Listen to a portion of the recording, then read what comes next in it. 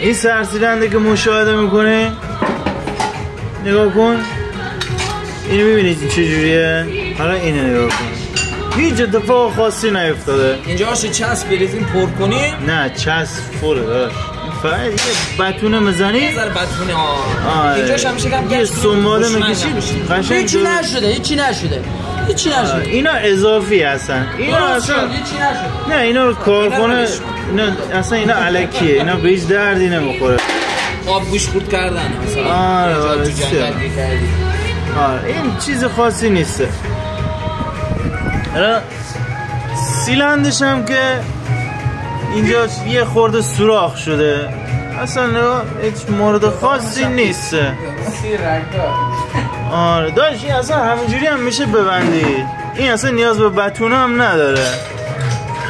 یه سنباده میذاریم فقط اینجاش یه خورده صاف بشه که رینگ راحت باز شه. اینجا به عنوان هواکش میتونی استفاده کنی. میتونم از یه لوله بکشم به هدرز بس کنم. آره اصلا یه حرکت جدید پیاده کنیم.